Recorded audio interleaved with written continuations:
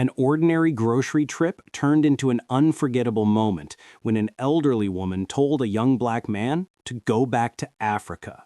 What he said next didn't just silence the room, it changed everything. The grocery store buzzed with the usual sounds of daily errands. Shoppers pushed carts down the aisles, some lost in thought, while others chatted softly. It was a bright afternoon in a quiet Ohio neighborhood, the kind of place where everyone seemed to recognize each other. But that day, the calm routine would be broken in the most unexpected way.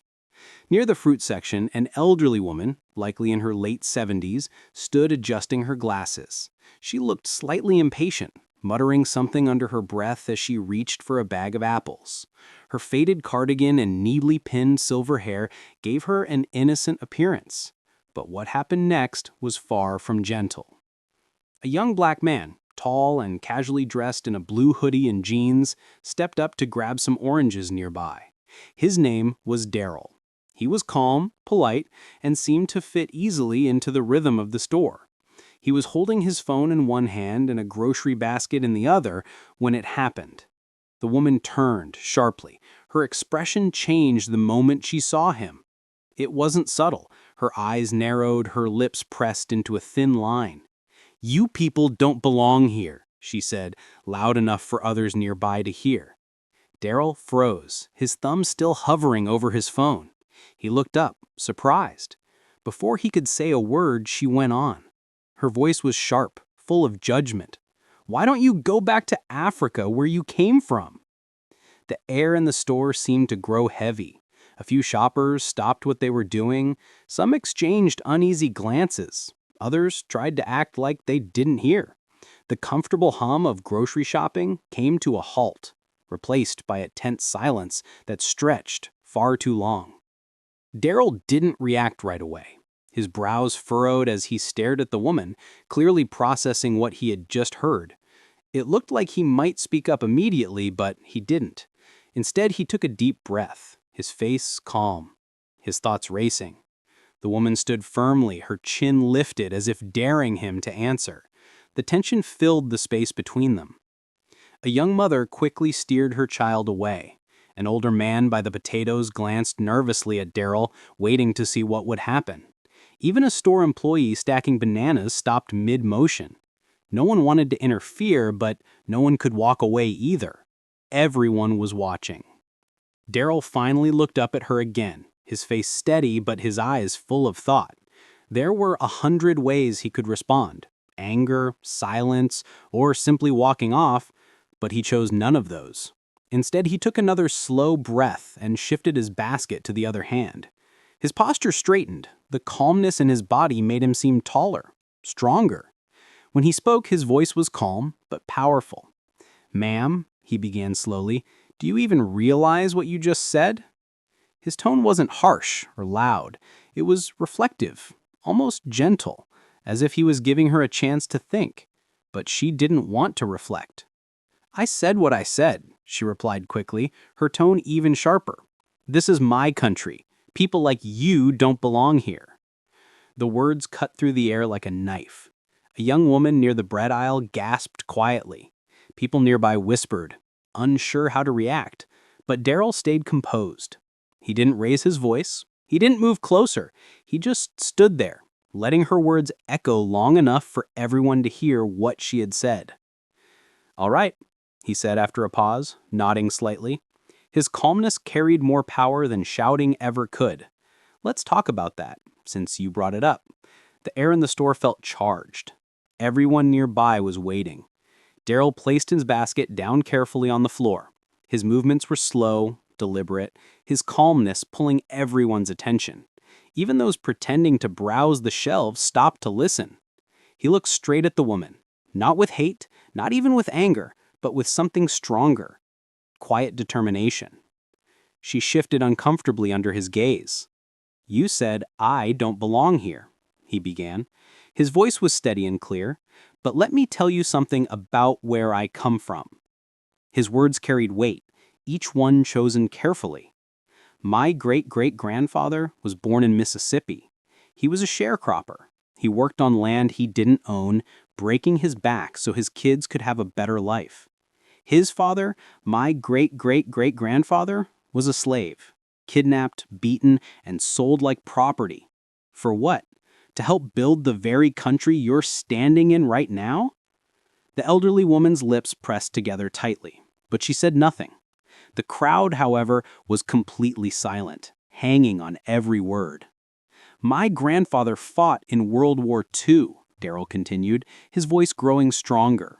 He risked his life for this country, the same one that treated him like he didn't belong when he came home. He couldn't sit at the same counters, couldn't drink from the same fountains, but he still believed in this country. He believed in its promise, even when it didn't believe in him. The store was quiet now. Even the hum of the refrigerators seemed to fade away. My parents, Darrell went on, his tone softening, they fought in their own way too. My mom's a teacher. She spent her life helping kids of every color.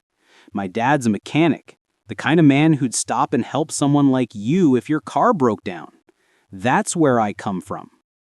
He paused. So when you tell me I don't belong here, that I should go back to Africa? He shook his head, his voice calm but heavy. Ma'am, I'm as much a part of this country as you are.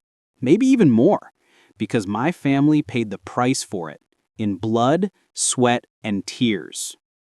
The elderly woman's face flushed red. Her hands trembled as she gripped her bag of apples. She opened her mouth as if to reply, but the words never came out. Darrell took a small step back. His composure didn't waver. I could have just walked away, he said, now addressing everyone watching. But what good would that do? Silence doesn't fix ignorance. It just hides it. We all have to do better than this. The room stayed still. Every shopper in that aisle was holding their breath. The elderly woman looked around, her face a mix of embarrassment, regret, and confusion. She searched for someone to back her up, but no one did. A man wearing a baseball cap stepped forward. He's right, the man said, breaking the silence. We've got to be better than this. His words seemed to loosen the tension in the air. An older lady near the frozen foods nodded her head. My dad fought in that same war, she said quietly.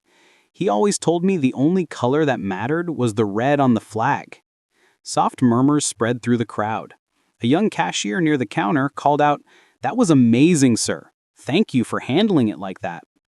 The elderly woman turned away, pushing her cart toward the exit, her face pale. A few people went over to Darrell. One woman placed a hand on his shoulder. "Thank you," she said softly, "for saying what needed to be said."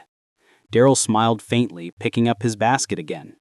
Sometimes, he said, almost to himself, it's not about winning or losing. It's about making sure people hear the truth. The crowd slowly returned to their shopping, but the atmosphere had changed. The air felt thoughtful, heavy with reflection.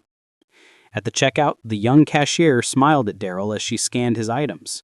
"What you said back there," she said shyly, "it really meant something. Most people wouldn't handle it like that." Darrell smiled back. Sometimes grace is the only way to break through. Anger only builds more walls. Outside, the sun was setting, casting long shadows across the parking lot. As Darrell walked to his car, he noticed the elderly woman sitting alone in hers, holding the steering wheel tightly. For a second, he thought about going over, but then he stopped. Some lessons, he thought, take time to settle. That evening at home, Darrell sat at the kitchen table with his father, telling him what had happened. His father, a quiet man, listened closely. When Darrell finished, his father nodded slowly. "You did the right thing, son," he said. "Not just for yourself, but for everyone who was watching. People like her might not change right away, but you planted a seed. And that's how change begins."